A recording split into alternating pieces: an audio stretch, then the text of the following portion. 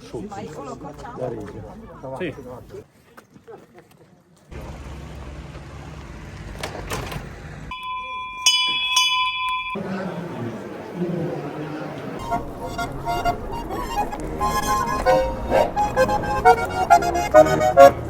Ciao ragazzi, oggi sono a Predazzo in Trentino perché qui è giorno di Desmontegata. Tacabanda? Tacabanda.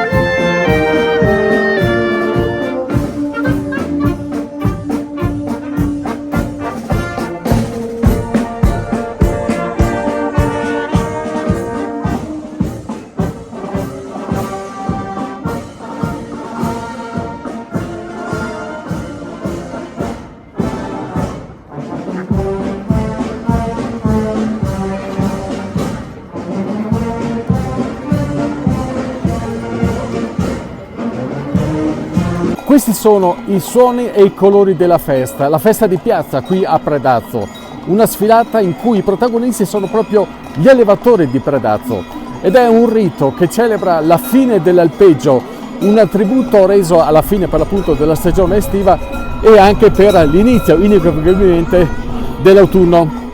La Desmontegata di Predazzo attira qui ogni anno da almeno 30 anni migliaia e migliaia di persone attratte da questo spettacolo, uno spettacolo variopinto di colori, di suoni per l'appunto, in cui le persone sfilano insieme agli animali e ai mezzi agricoli e diventa quindi una festa per tutta la comunità.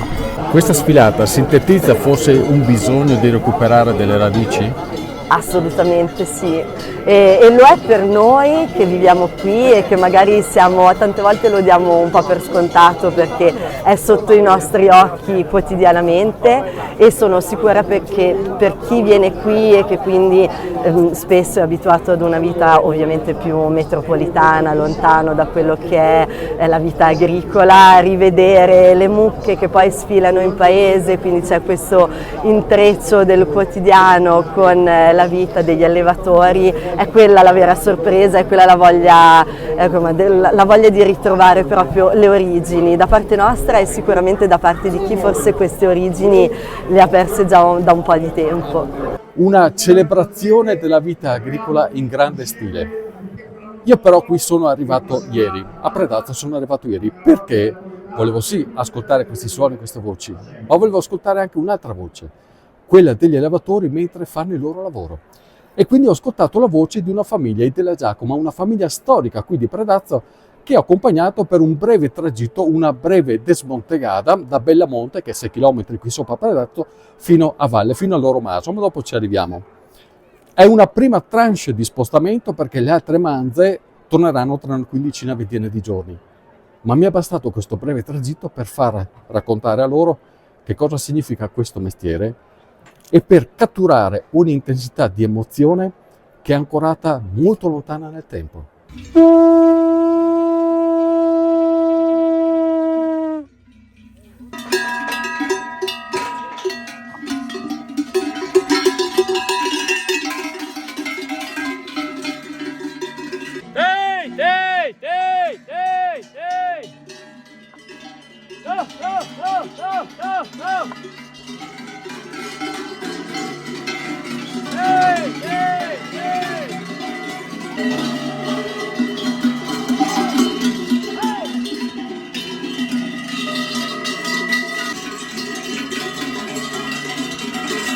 Fabio, si torna a casa! Piano piano. Da quanto Arrivano a tempo casa. sono qui le vacche? Ma le vacche le abbiamo portate sui primi di giugno a 2000 metri e adesso è un po' dei giorni che si sono scesi un po' alla volta. Un po' alla volta perché? Ma perché ho dei prati a mezza montagna e pascolone anche a quei a mezza montagna. Senti Fabio, da quanto tempo fai questo lavoro? Vai su in malga con le vacche? Con la malga ho scominciato 50 anni fa. Ed è ancora un'emozione come un tempo? Ah sì sì, Cosa vuol sempre dire? bello. Adesso ho perso un po'. Ho perso un po' perché, ma anche non con fa- soddisfazione che i fiori che acciappa. Prima ero mica che organizzavo tutto. Adesso Ma sono il- diventato vecchio. Ma è lo spirito che conta. Sì, bene, ben soddisfazione per quello. Ma il Sì, ritorno a dopo casa. vedere anche che va avanti i fiori, Certo. le ben soddisfazioni. Ma il ritorno a casa è Eh. ancora un'emozione comunque. Sì, dopo un po' di meno, una volta di più, i primi anni che andavamo avevano su tante bestie anche degli altri e allora quando arrivavi era mezzo il paese che ti aspettava. Adesso come oggi sì, che ne pochi che ti guarda, domani che è la festa in paese, Certo. però non è più l'emozione di una volta. Peccato. Una volta che era 50 bestie come le malghe delle vacche da latte, le era 50-60, ma che era le famiglie che ne aveva 2-3 vacche, no? E ne aveva una e ogni famiglia era là 4-5 che aspettava la sua vacca, no? E con E dopo quello non la conosceva neanche, dovevi dire quella là è la tua, guarda che è quella là, no quella, ma la mia non l'aveva una maccia, non le conosceva neanche il suo parone. e si viveva con 2 vacche. Ma anche no, però anche sì, Aiutava. gli era sicuro che gli mangiava. Un tocco di formaggio e il latte che era sicuro C'era che sempre. aveva, o anche qua una volta che era due caprari che con 100 uno e 100 l'altro delle famiglie che indaseva il pascolo. Ascolta Fabio, quali sono i valori di questa vita? Boh, non so, perché non sei proprio tanto apprezzato da Però vedo che Sai. si sta emozionando. Si sta emozionando. Sì, ben per quel sì, però una volta era più soddisfazione. Adesso ti viene giù con un branco di vacche e lì una volta all'autunno, un giorno, però che quel che suona, quel che affretta, quel che dopo mezz'ora della loro vita si incontra un branco di vacche. Non è tutti i giorni. Per carità. Vista così, l'attività dell'allevatore potrebbe apparire semplice, bucolica, affascinante, che poi per carità magari lo è anche, ma soltanto se, e questo lo dico con l'esperienza di chi come me da più di 20 anni fa questo mestiere e queste persone le incontra molto spesso, tutto si sorregge soltanto se esistono delle forti premesse di valore sulle quali poggiare tutta l'attività quotidiana. E per come ho potuto conoscere Della Giacomo, credo che il valore fondante di tutto quello che fanno ogni giorno nella loro vita sia la famiglia. La famiglia che è composta da Fabio, dai suoi 3 figli, Katia, Mauro e Paolo, che hanno deciso di continuare a portare avanti l'attività di famiglia. E credo anche che l'intensità del racconto e delle parole che tra poco sentirete valgono veramente più di 1000 discorsi. Cosa vuol dire portare avanti questa passione? È una passione che devi avere dentro prima cosa, perché non è da tutti fare questo lavoro, perché c'ha tanti sacrifici, però è bello, ti dà tantissimo. La cosa bella della nostra azienda è poterla fare tutti insieme, con i miei fratelli, mio papà, ora anche i figli, che è la cosa più bella, vederli che hanno la passione, che quando è ora di fare la desmontegata, che a scuola gli dicono di non dare compiti perché non hanno tempo, perché devono preparare per fare la desmontegata. È bello adesso portare a casa i nostri animali dopo 3 mesi in Malga, portarli a casa, vederli cresciuti, vederli tutti sani perché sono tutti tornati a casa. È una bellissima cosa, cioè, non si riesce a trasmettere a parole, è una cosa che hai dentro. Che valore ha la famiglia in tutto questo? Tanto, tanto. Cioè, la famiglia è tutto. Per noi, con quello che abbiamo avuto, abbiamo perso la mamma che eravamo piccoli, però abbiamo un papà che è un grande, cioè il papà è un grande. Ho dei fratelli che anche loro, cioè senza di loro non è azienda, non è famiglia. E mi emoziona sempre parlare della famiglia. Ed è una cosa che trasmetterai anche a tua figlia? Sì, cerchiamo. Che qua che già si dà da fare anche lei, vedo. Poi c'ho anche il figlio, ma piccolino, ha 3 anni.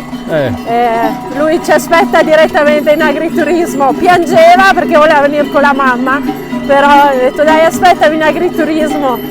Sì. E così dunque si torna a casa, al Masolena, al bellissimo Masolena alle porte di Predazzo, in perfetto stile trentino, sia dentro che fuori. Io lo considero un po' il paradiso di Fabio, perché in questo ha fortemente creduto, sia come allevatore, dapprima come semplice allevatore di bovini, di vacche e di latte, cose che peraltro fa ancora, ma anche di cavalli, in passato anche di pecore. E questa è la sintesi di un lavoro importante, pensato, costruito nel corso di anni e recentemente arricchito con la presenza dell'agriturismo, dove si può soggiornare e gustare anche le buonissime specialità trentine. Ed è proprio qui che volevo arrivare, perché Fabio ha investito puntando sul futuro, ma ha investito su quello in cui sapeva fare, però pensando a un futuro turistico della sua azienda, un futuro per lui e soprattutto per la sua famiglia. È così che è nato tutto quello che vedete qui, il Masolena.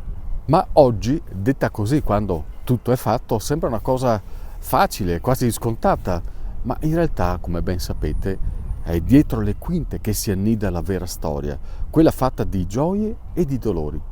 Ed entrambe, nella vita di Della Giacomo, non sono mai mancate. Fabio, io qui vedo una cosa importante. Ha fatto tutto lei qui? I muradori. Ho capito prima. Sì, ho scominciato nel 99. Nel 99 qua che era 2 frasseni. 2 frasseni? Non era niente. E ho scominciato a comprare anche terreni e poi sono stanca. Oggi direi mi metto anche in giro perché prima ho fatto il fienile, la stalla.